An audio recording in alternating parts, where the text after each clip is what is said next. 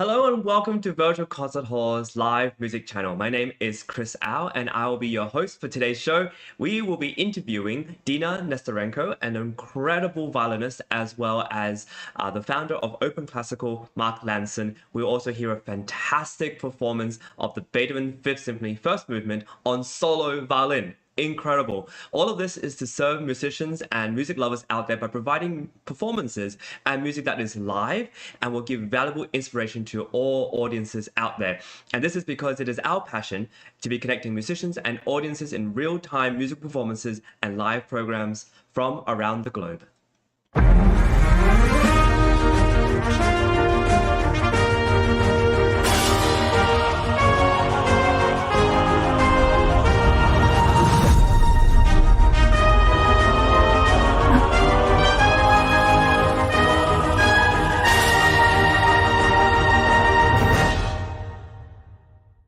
Hello, welcome to Virtual Concert Hall's live music channel. This is going to be such an inspiring show. We have a violinist, an incredible violinist, Dina Nesterenko, who's performing for us the first movement of Beethoven's Fifth Symphony on solo violin. I don't think we've ever had that on our show before. And we'll also be chatting with Open Classical founder Mark Lanson about his project combining classical with rock and pop, different arrangements, and there'll be others, little surprise snippets of pieces arranged for violin solo by Dina Nesterenko in hopes of fundraising something amazing that she will produce. This is a really cool project. I am so proud that we are able to have her on the show and so privileged. This season is about a bit more than halfway through, and there's so many things going on. We currently are about to embark on some orchestra performances where the incredible soloists are going to be playing with orchestras around the world, and they auditioned here on our live stream,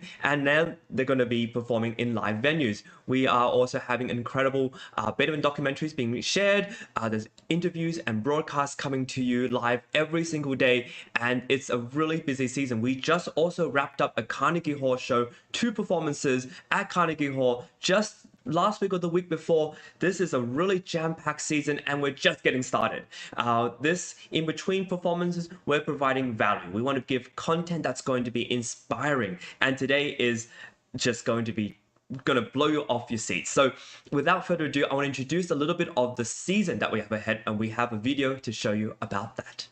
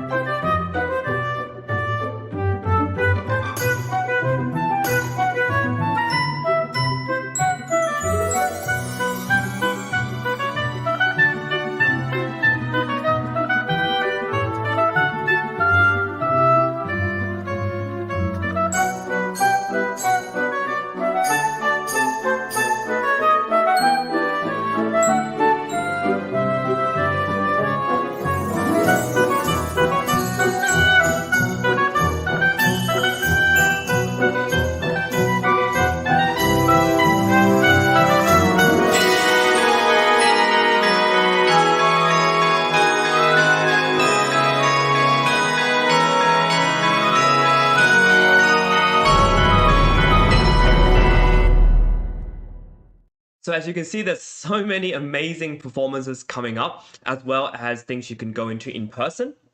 We still have one Carnegie Hall performance coming up in July, and that is one of 4 or 5 that we are having this season. And there are many performances that are in person, performances with orchestra and many others which are part of our season that's not just online but also in person. We are trying to do this hybrid model so that musicians and music promoters, managers and artists can promote their work, not just online, but also in person. And I love that.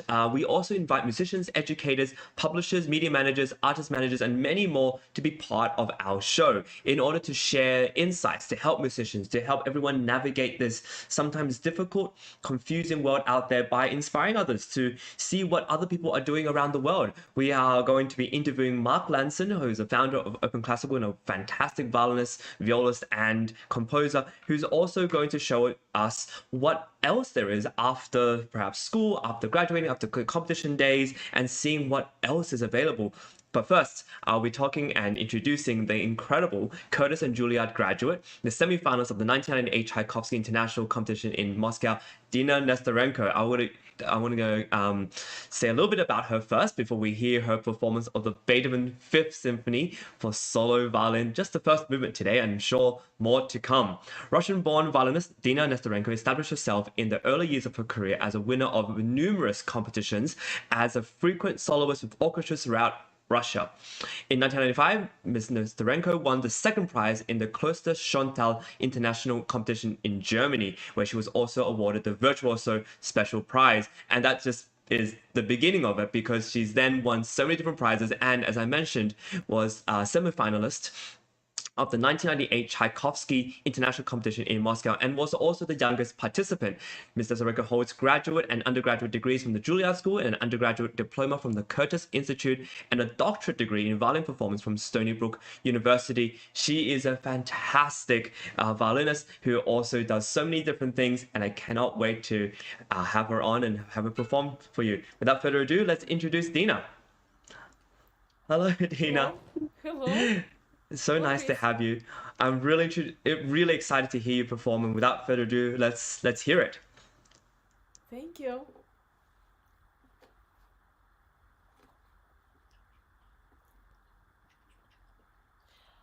I would like to play Beethoven Fifth Symphony first movement without the repeat to save some time. That's in my arrangement for solo violin.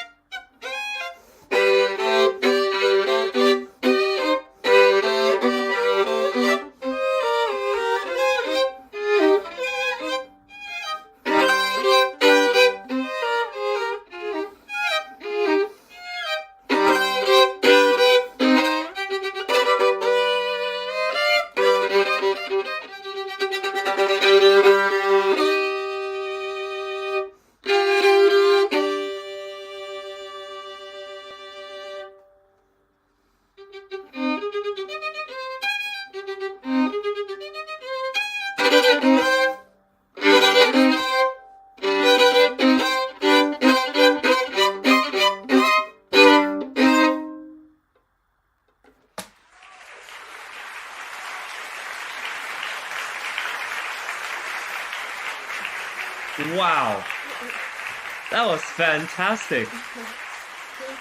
That was really fantastic. I mean, that's crazy. On 4 strings, you're able to do that. That's amazing. Do you have the whole symphony ready, or are you just doing the first movement? For right now, just the first movement. I looked at the last movement. Yeah. Not all symphonic works actually work for solo violin. For example, I wanted to do Mozart Symphony Number 40, and it worked only until a certain point, and then just didn't sound good on the violin solo. So not But this everything sounded works. fantastic on the violin. I really, really like it. That's Thank really you. great. I know you have some other surprises for us. Would you like to tell us a little bit about them and perform a little snippets of them? Yes, snippets. So one of them is Barbie girl chaconne in Baroque style. Yeah. So that's based on the song. Sorry, I'm trying to rest my hand. Sure. Yeah, of Um, course, of course. That's based on the Barbie song that everybody knows. I'm a Barbie girl in a Barbie world, right? That's the Yeah. song. And when I heard it many times, I realized it has not just Baroque, but actually Renaissance modal harmonic progression. And I thought I can compose a chaconne even like in pre-Baroque style, like because it's modality. And after composing it, I was invited to do presentations in colleges, music Wow. departments about that, and writing the harmonic progression on the blackboard or Yeah. whiteboard for students and That's performing that. fantastic. And I know And it has, you're fundraising something at the moment. We'll talk about it a few times so everyone can get a good look at it. We've also created a little QR code, little thing for everybody. So if you scan that QR code, it goes directly to the website, the GoFundMe website for your project. Can you tell us a little bit about the project? Sure. Yeah. I am here with a wonderful musician and Yes. director of Open Classical organization that I closely work with, Mark Okay. Lanson. And Mark is actually also an amazing recording engineer, both for video and audio. And we just did a professional recording of Beethoven Fifth Symphony. We are going to publish it soon, so we recorded it already. And I have so many arrangements, and I would like to make it into a solo album. And Mark Brilliant. is helping me with that, but of course it costs. And we do need to fundraise for this because unfortunately I cannot afford to pay for the recording of I that. understand. Well, Mark, welcome to the show. I was going to introduce you a little later, but I think this is a good chance to give Dina a little rest. So you're a wonderful violinist, violist, composer, and the director of Open Classical, and you've performed all over the world in US and Europe, and you've formed both Open Classical as well as Neo Camerata ensemble to perform new classical chamber music in a dynamic pop culture performance. And you Open Classical, you aim to create innovative, alternative classical music programming, combining classical culture with interactive social atmospheres. This is incredible. Tell us a little bit about this Open Classical. When did you create it, and how did you come up with it? Well, that's how actually Dina and I met because one of our programs that we run through Open Classical is an open mic for classical music. And so if you're familiar with the open mic concept in the pop music world or folk music world, you show up with your guitar and you sing your songs. Sure, and yeah. so it's open to anyone. And that's the way it is for Open Classical in classical music. If you play anything or sing anything in classical music, we have a paid accompanist that will sight read whatever you put in front of them, and Amazing. and we run these on Tuesdays, and fill up this wonderful wine bar or restaurant. That's so wherever we're cool. holding it, and it's just a really fun way to share music and share our is, love yeah. of classical music, with the community. And one of the things that I also run chamber music series, professional chamber music series. And so a lot of times I will be looking for new talent of people that come to the open mic. You know, because Yeah. a lot of times there's a lot of great professionals that come to the open mic to try out their new stuff, and that's how Dina ended up being recommended to come out to this open mic. Fantastic. She came Yeah. out with a very early version of Beethoven. her Beethoven, just the beginning of it, I basically, see. that she was fooling around with. And it really struck me, just her immense talent and stage presence. Everyone just, there are some people that just walk into any kind of room and you know that they have something special that can play on any stage. And so I encouraged her to, build that out and to really focus on that kind of thing and have that be her unique niche, within classical music. And she's done such an amazing job at, really, running with that concept. That's fantastic. I'm so happy to hear this. This is such a great concept, and you're bringing in a lot of talent. This is not just people sight reading, and it's really amazing performances. Dina, I want to hear this Barbie Girl Chacon, and there's another piece you wanted to play as well. Would you Yes. tell us about? Yeah. Yes, show must go on. It Thank has you. been my favorite song, my queen, of course, and I absolutely loved the drama of it and harmonic progressions and everything. And Cool. I was also messing around with this, and I thought, how can I make it so that I can not lose the rhythm and Yeah. and maintain all the harmonies while playing the singing line. And then I came up with this technique, accompanying myself with left hand pizzicato, and while playing double stops by the bow. Fantastic. That's my Let's hear it. Let's hear both, or whatever you want to play Okay. for us. Yeah. Okay, thank you. I'll just try. Show must go on.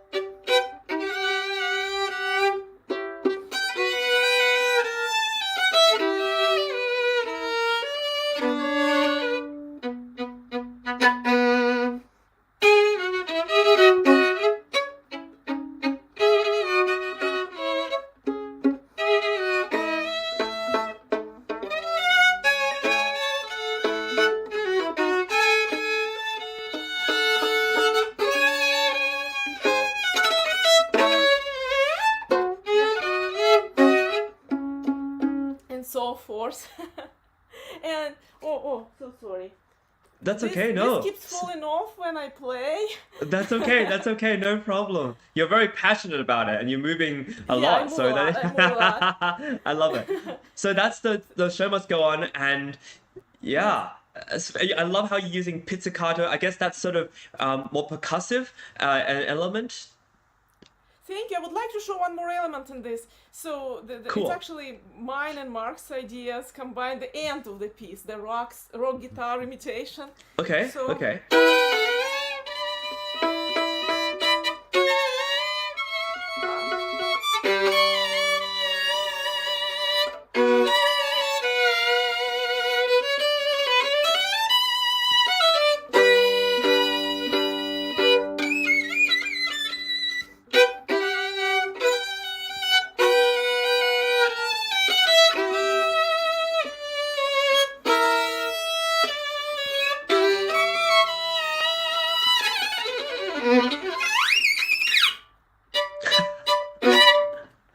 Wow, that's amazing. Thank you. I knew you were going to play a snippet, but this is quite a long snippet. That was amazing. I really thank you for I sharing skipped that. a lot. Thank you. Oh, I love the addition of the pizzicato, and I love the addition of different, sound effects that make it really come Vibrato. alive. Yeah, Thank you. really, Thank you. yeah. So, and you also have the Barbie girl, Chacon. Would you Yes, like to? yes, I'll You can show play you a a bit of that. you can play a shorter one if you need a rest. Yes. So Barbie Girl Chacon also combines of. I mean, it's composed after Bach Chacon. So Of Bach course. Chacon is consists of three parts, right? It's the minor, major, minor. And Barbie Girl, I also did this after the same model. So it has a major Oh. part based on the dialogue between Barbie and Ken. That I serves love as it. the yes, I'll show snippets of that. Please, So this please, is that'd be amazing. Yeah. Yeah, so that's the first part.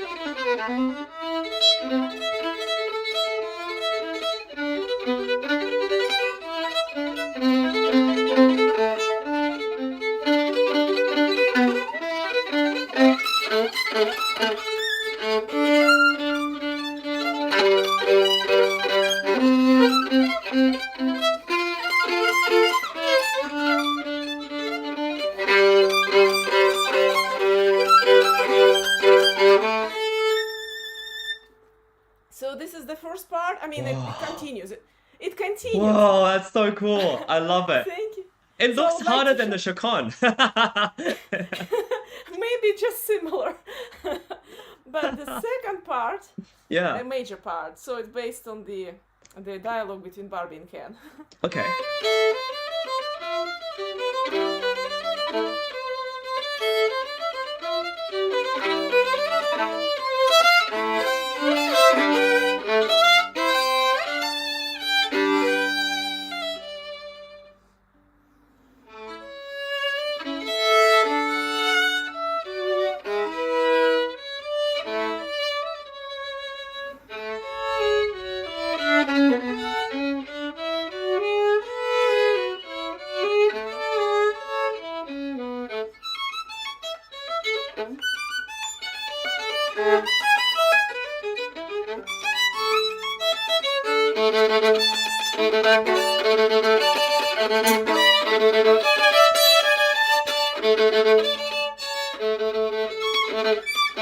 And so forth. And Wow, that is incredible. That and is last thing I want mind-blowing to stuff. show. Okay. Thank you so much. Last thing I want to show. So after this major part, in Bach Chacon it's very tragic and even more tragic. The last At the end. part, the Yeah, minor yeah. returns. So the major part ends with this, and then I call this part "Death of Vanity."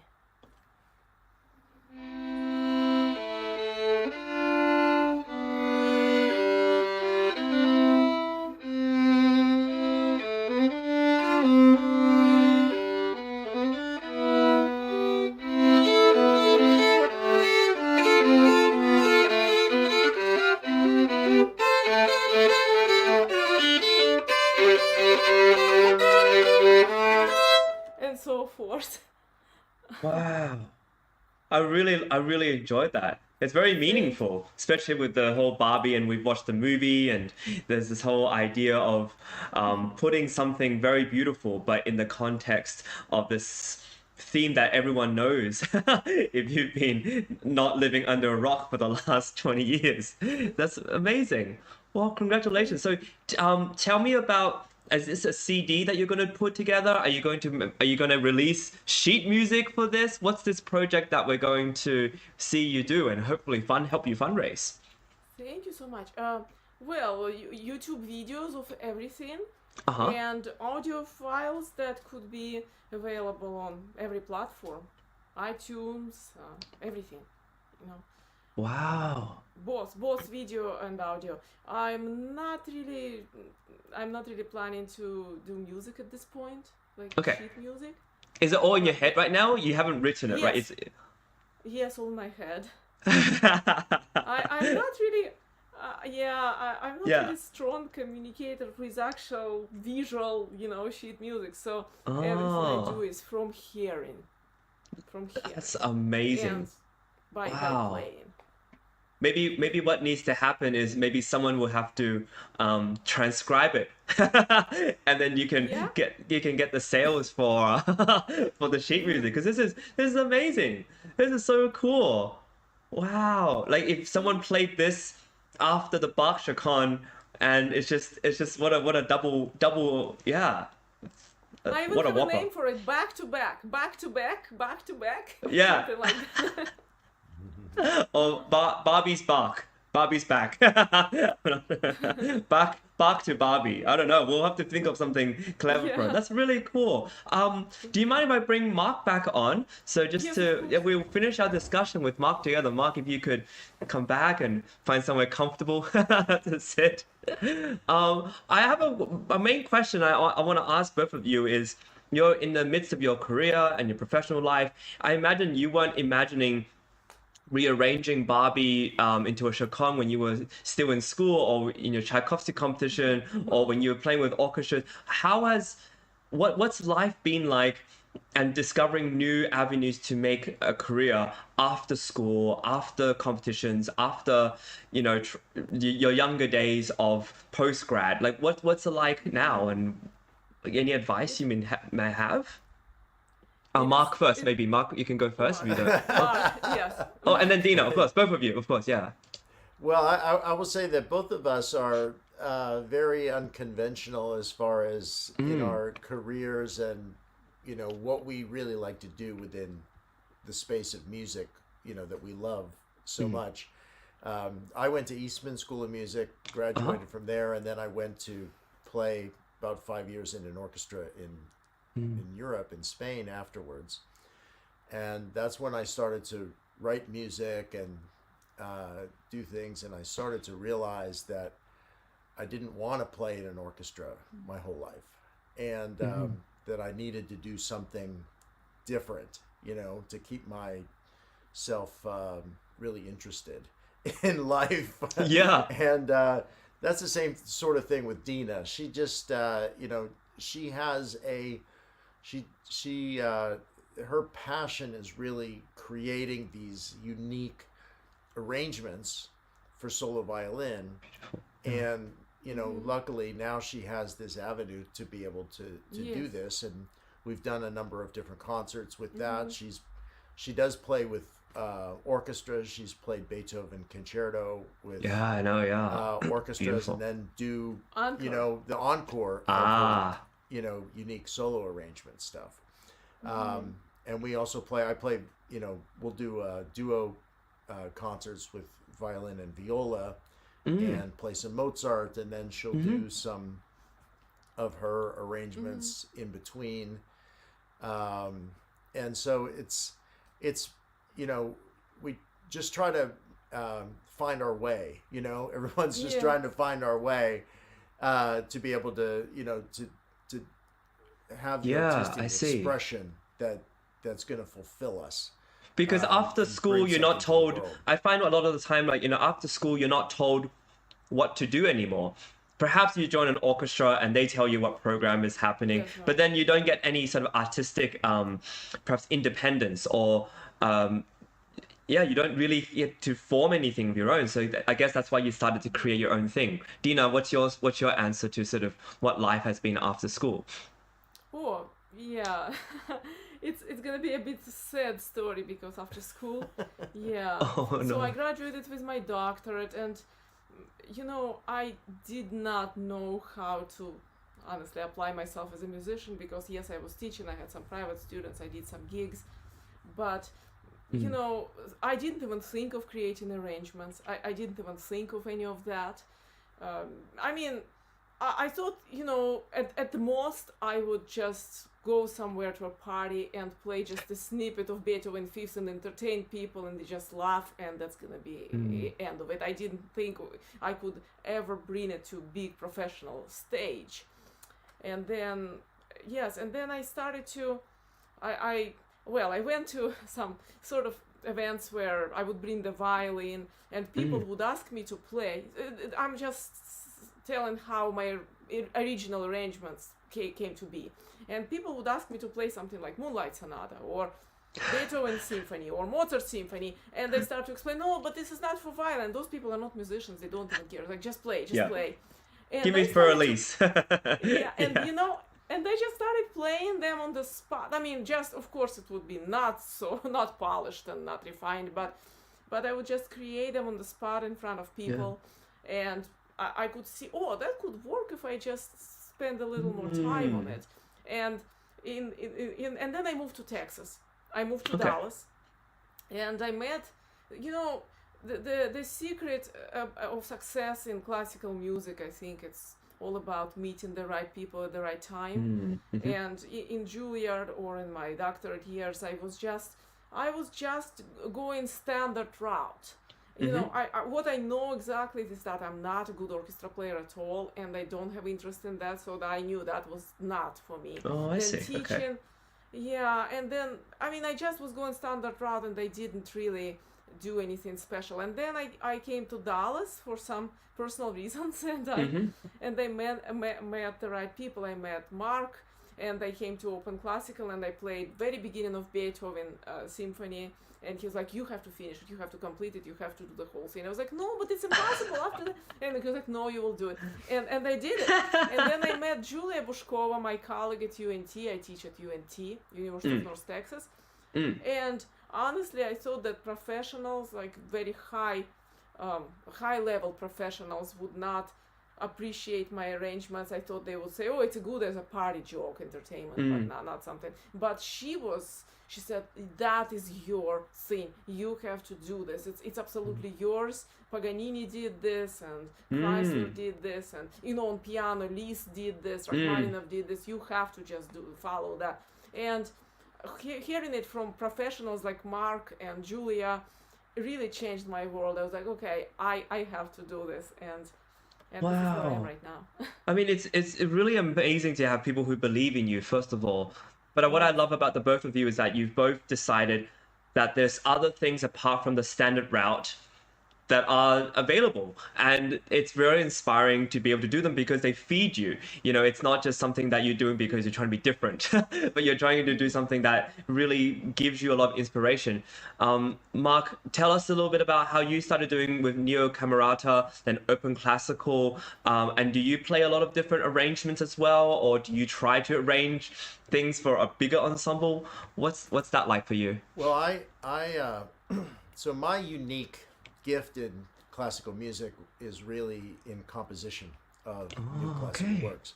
Uh-huh. But I also I concept a lot of different sort of crossover projects and things, and I've collaborated. Excuse me. No, you're okay.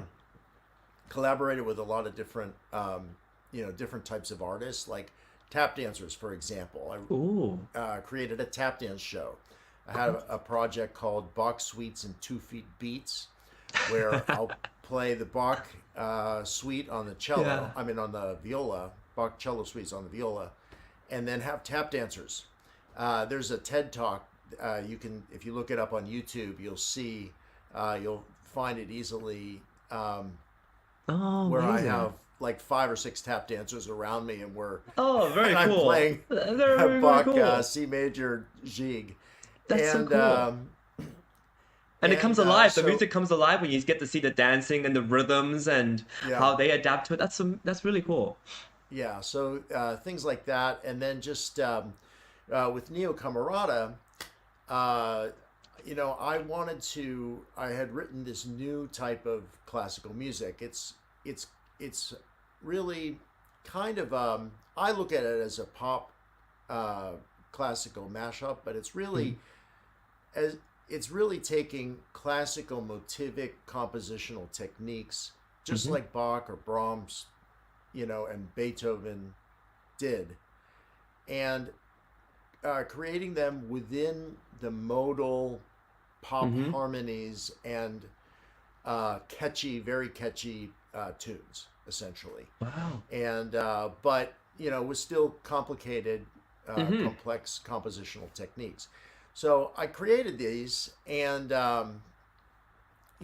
despite some initial success with it, I wasn't able to get a manager. I couldn't get Mm. record companies. I had talks with Deutsche Grammophon and various different Universal Classics, but they I just in see. the end they said we don't know what to do with this. So Mm. anyway, I created this group called Neo Camerata, which had amazing Mm-hmm. musicians, Mm-hmm. and we memorized. I wanted to really just create a different performance style than was ever being done at the time. So we memorized all the music. It was all chamber music, and it was string Amazing. quartet plus piano, which was the Mm. the core of it, and memorized. And so we gave we performed it like basically like a rock band. Cool. Standing up, Yeah. getting into it. My brother is the cellist of Neo Camerata. Is a very fine cellist, and he actually figured out that he could play standing up. One Incredible. time when Yeah. yeah, well, we were in New York, and we were playing a concert with the Five Browns. You're familiar probably with them, right? No. And they have Okay. 5 grand Sure. pianos on the stage, Oh, right. Okay. and we were opening up for the Five Browns, and there wasn't any place on the stage. Like the entire stage was taken up Yeah. by the grand Pianos. pianos, Uh-huh. Uh-huh. and so we came up, and my brother was like, "Well, I can just stand on the put one foot on the stage and then play cello standing up." And then we all ended up just placing ourselves around the stage, around these Yeah. pianos and the crooks of the pianos, You and made it just work. making it work. And it was, yeah, Wow. it worked. It worked really well. But just things like that. So I've created an orchestral arrangement of one of my pieces that we played with orchestras Very and cool. things, and Yeah. we were able to play with at the Cannes Film Festival, for example. That's I incredible. did a Yeah. collaboration, hip hop. It was called a hip opera. Um, Very cool. that was on Universal, and that was it's called Forbidden Opera, that we did with a rap Wow, artist. there you go. That's really quite a route. You've just kind of just kept discovering and trying to find different avenues. And we're reaching sort of the end of our show. And I want to ask Dina, how have you liked Dallas as a place of music and creation? And are you looking to continue to settle there? And how are you liking Dallas as a musical place to be? Well, as somebody who comes from New York City, Uh-huh. I really love Dallas because of open-mindedness of people like Mark, Mm, musical open-mindedness, and I see. and my colleague Julia, and people see Mm, unique things and don't look down at them like they do in New York. mm, I see. I've experienced a lot of prejudice in New York because if you in New York, I was in Marlboro Music Festival, and all of those musicians. Yeah. But if you are not member of a very well-known quartet, or Yeah. professor at a well-known university, or member of a big well-known orchestra, then you're a loser. This is how people view you in New York, Mm, and you're just dismissed. They're not even gonna give you time of day to listen to your unique stuff or anything like that. yeah. So it was very refreshing be here and meet people like Mark. And I mean, I was so inspired to start creating things like this, because in New York there were periods of time when I absolutely was quitting the violin. I wasn't even playing for a few years. I had zero opportunities, zero inspiration, and I knew I didn't Sorry to hear orchestra. Yeah. So yes, I'm very happy here. Of course, I miss some things about New York, like Metropolitan Museum or Metropolitan Opera. But you can visit, you don't have to live there. You don't have to live there. Thank you for sharing, both you and Mark. I think a lot of people post-COVID and the pandemic, they're finding it hard to know where to stand and where to discover themselves within the industry. And obviously a lot of people are trying to go the standard route, but to know that there are people like you who are making a good living, being inspired and artistically motivated and encouraged. And that, as you said, Dina, there's periods of time when you just didn't feel like playing, and it might take some time to get over that and to kind of come back to the instrument with a different light. This is really inspiring. So thank you so much for being a part of the show. Thank you so much, Chris. It was a pleasure.